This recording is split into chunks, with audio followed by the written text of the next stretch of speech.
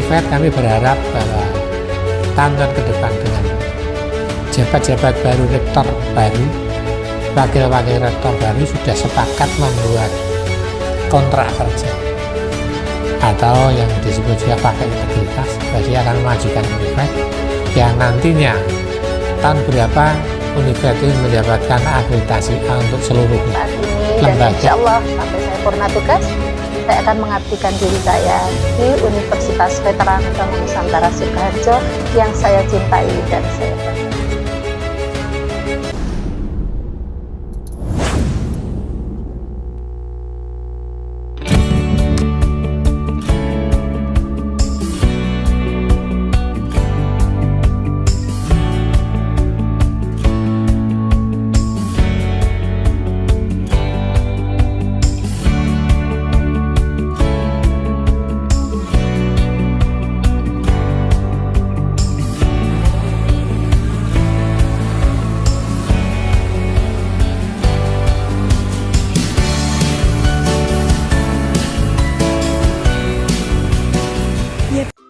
Assalamualaikum warahmatullahi wabarakatuh.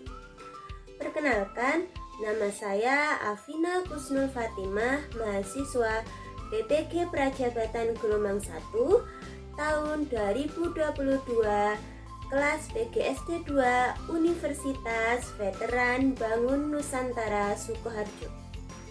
Pada kesempatan ini saya akan memaparkan mengenai pengalaman bermakna, desain inovasi, dan paradigma baru terhadap makna guru yang terdapat pada mata kuliah seminar pendidikan di semester 2 dengan bimbingan Ibu Dr. Mukti Widiawati M.Hum. Selama saya mengikuti perkuliahan PPG Prajabatan, saya mendapatkan banyak pengetahuan dan ilmu baru yang saya dapatkan dari setiap mata kuliah yang saya pelajari.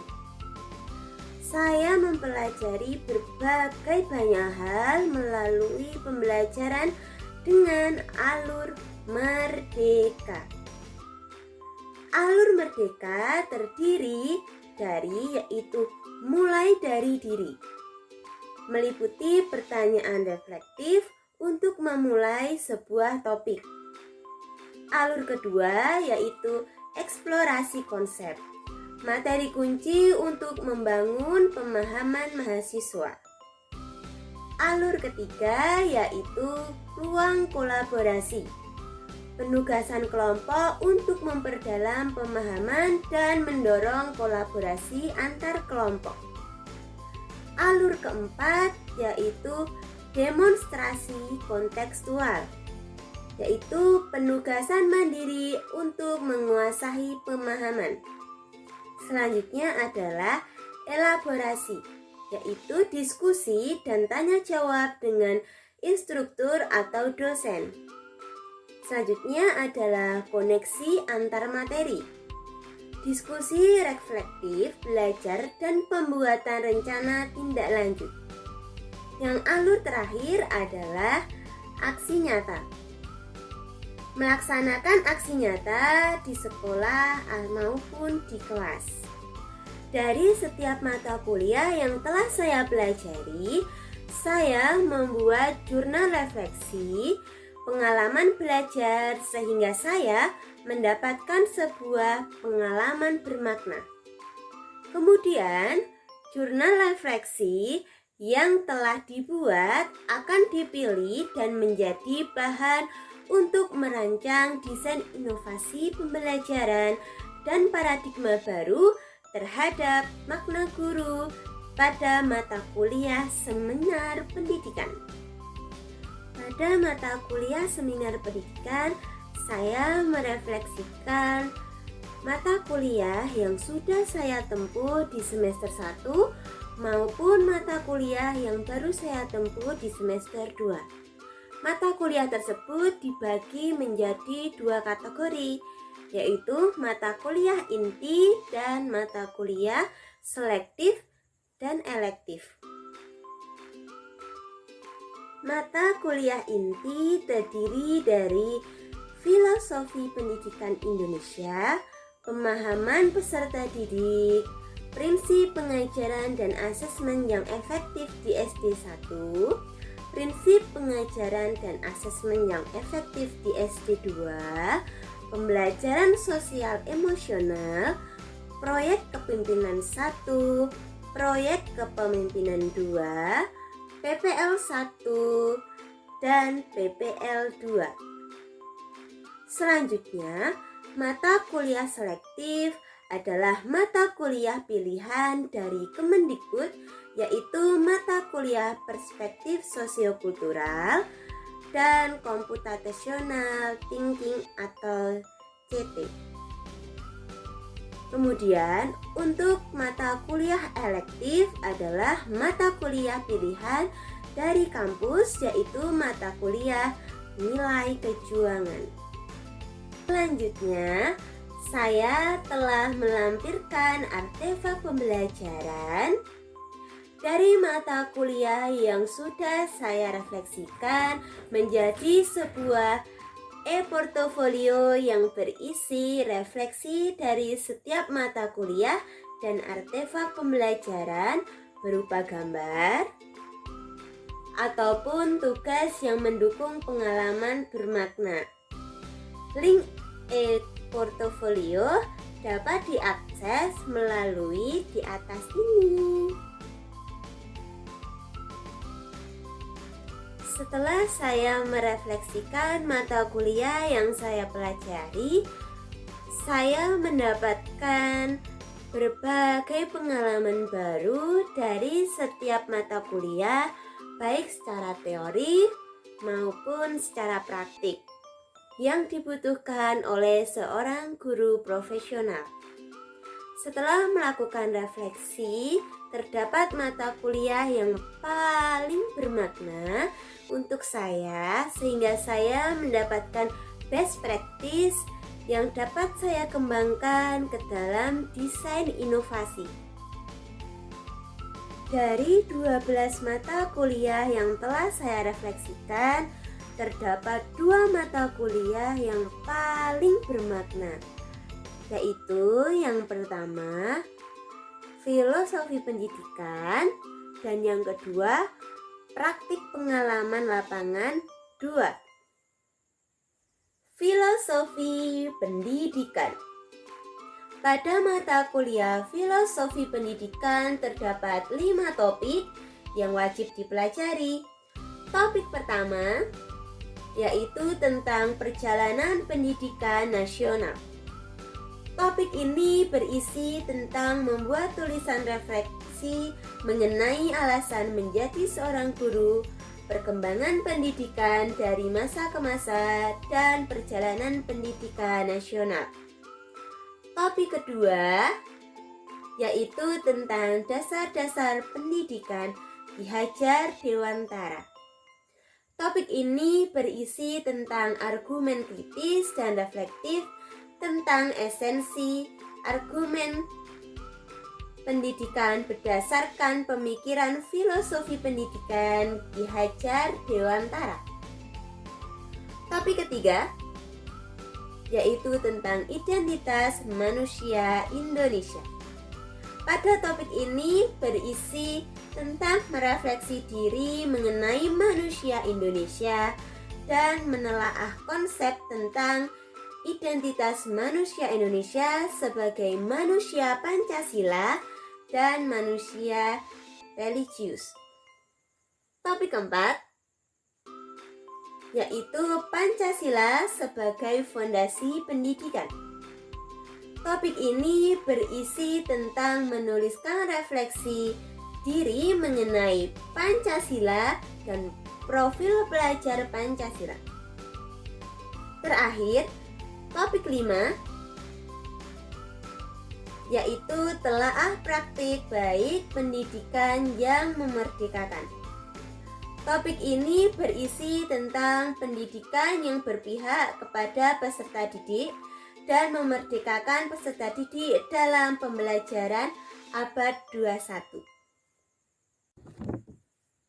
Dari kelima topik tersebut, pengalaman belajar yang paling bermakna bagi saya adalah pada topik 5 yang memberikan sebuah pengalaman belajar tentang strategi pembelajaran yang memerdekakan peserta didik pada proses pembelajaran abad ke-21. Seorang pendidik perlu merancang dan menerapkan proses pembelajaran yang memerdekakan peserta didik serta berpusat pada peserta didik. Pendidikan yang memerdekakan peserta didik merupakan konsep yang sangat penting dalam pembelajaran abad ke-21 yang dapat membantu peserta didik untuk mencapai tujuan pembelajaran yang lebih maksimal seperti mengembangkan keterampilan berpikir kritis, kreatif, kolaboratif, dan komunikatif. Berikut ini adalah artefak pembelajaran dari pembelajaran yang berpihak pada peserta didik pada proses pembelajaran abad ke-21 dengan memanfaatkan media pembelajaran berbasis ICT. Mata kuliah yang paling bermakna selanjutnya adalah praktik pengalaman lapangan 2.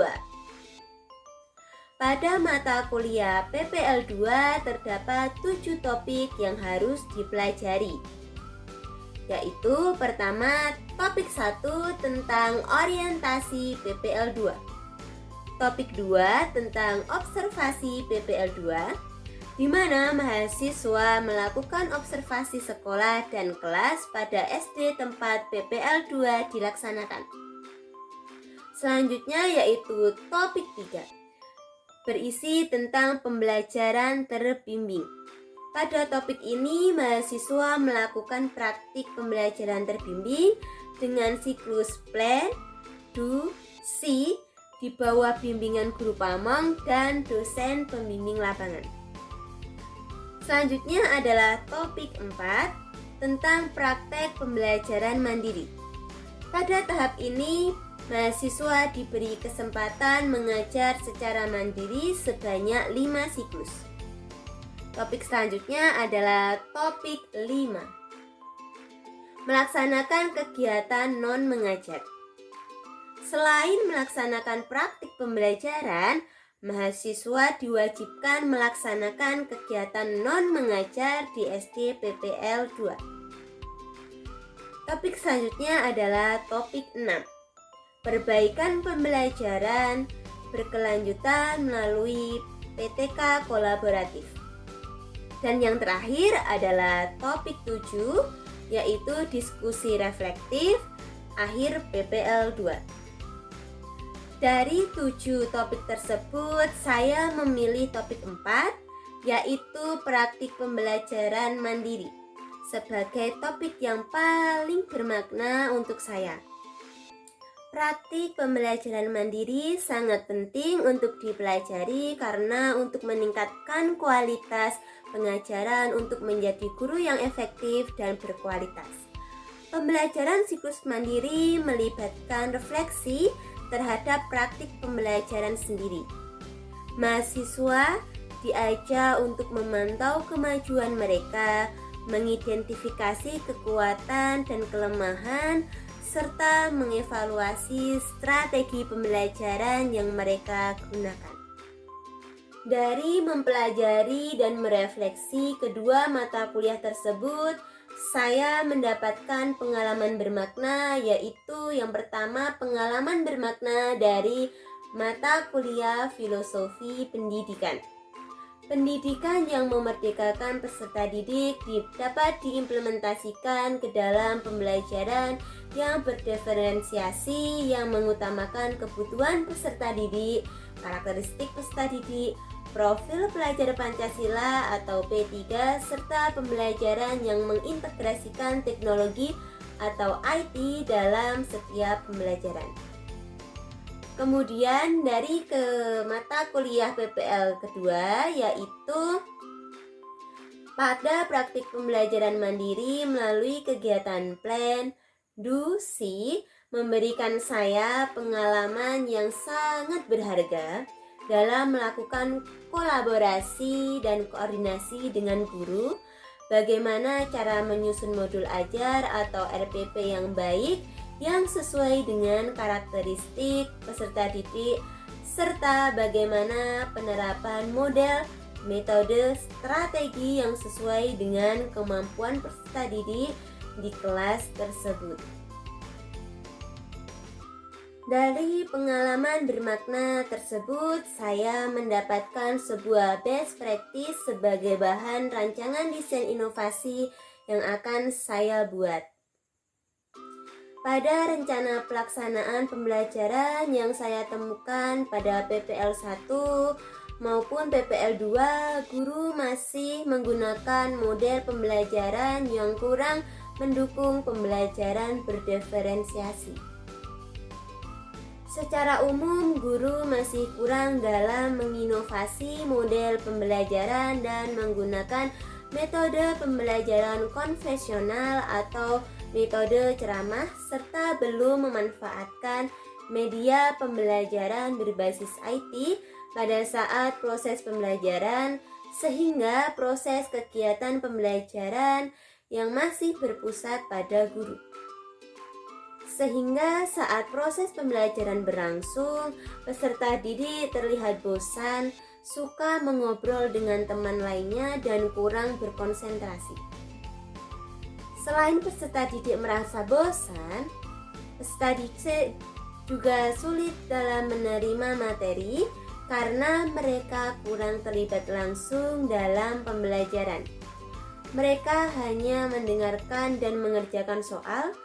Kemudian dalam penyusunan sebuah modul ajar, guru belum menerapkan pembelajaran berdiferensiasi.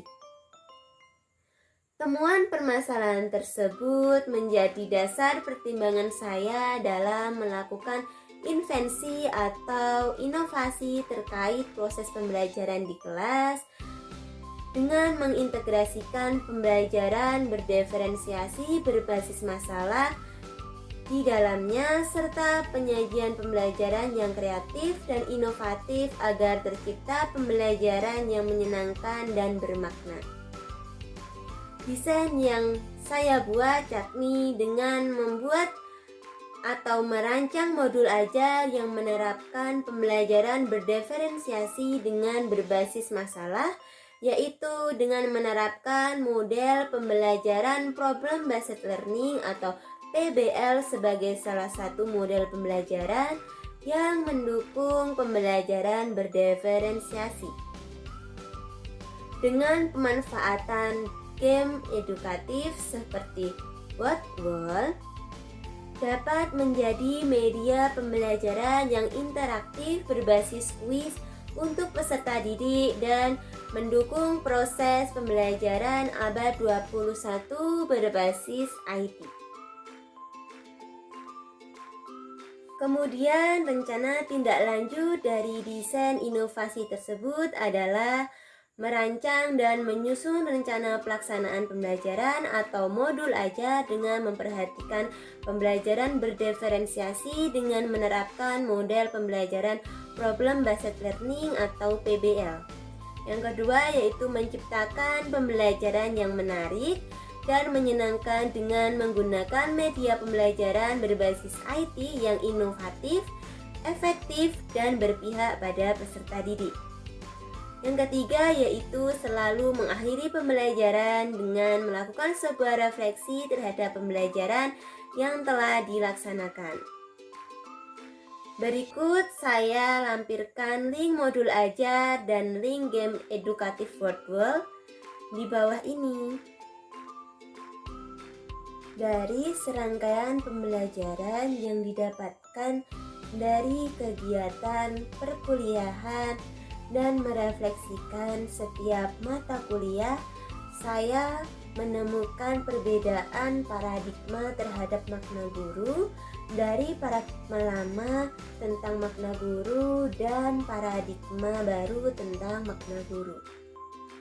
Paradigma lama tentang makna guru yaitu paradigma lama terhadap makna guru seringkali menganggap guru sebagai sumber pengetahuan tunggal dan otoritas yang harus dipatuhi oleh siswa. Guru dianggap sebagai pihak yang memberikan informasi kepada siswa, sedangkan siswa berperan sebagai penerima pasif yang hanya menyerap pengetahuan yang diberikan. Paradigma baru terhadap makna guru.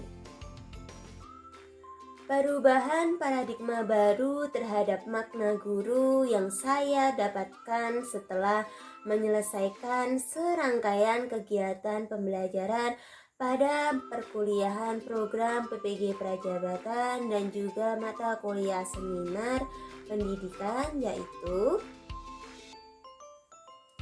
guru harus terlibat aktif dalam pembelajaran. Guru berperan dalam mendorong siswa untuk terlibat secara aktif dalam proses pembelajaran. Guru mendorong siswa untuk berpikir kritis, menganalisis informasi, mengajukan pertanyaan, dan memecahkan masalah. Guru tidak hanya memberikan jawaban, tetapi membantu siswa untuk membangun pemahaman mereka sendiri melalui eksplorasi dan diskusi. Yang kedua, yaitu guru tidak hanya bertanggung jawab untuk mengajar siswa dengan kemampuan yang beragam, tetapi juga memastikan bahwa semua siswa merasa diterima dan didukung dalam lingkungan belajar. Guru perlu mengidentifikasi kebutuhan individu setiap siswa dan menyediakan pendekatan yang sesuai untuk membantu mereka mencapai potensi penuh mereka. Siswa adalah individu yang unik dengan kebutuhan, minat, dan kecerdasan yang berbeda. Sehingga guru perlu menyediakan pembelajaran yang sesuai dengan gaya belajar dan minat siswa, memfasilitasi pembelajaran diferensial, dan memberikan dukungan yang dibutuhkan oleh siswa. Yang ketiga adalah peran guru sebagai pembelajar sepanjang hayat.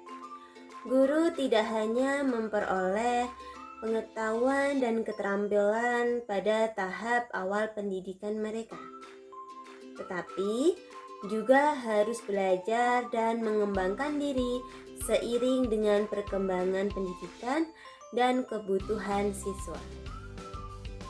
Guru perlu terus mengikuti perkembangan terbaru dalam bidang pendidikan, menerapkan praktik terbaik, dan berpartisipasi dalam kegiatan pengembangan profesional. Yang keempat adalah guru juga dilihat sebagai perancang pembelajaran yang kreatif. Guru tidak hanya mengikuti kurikulum yang ada, tetapi juga merancang pengalaman belajar yang menarik, relevan, dan memotivasi siswa.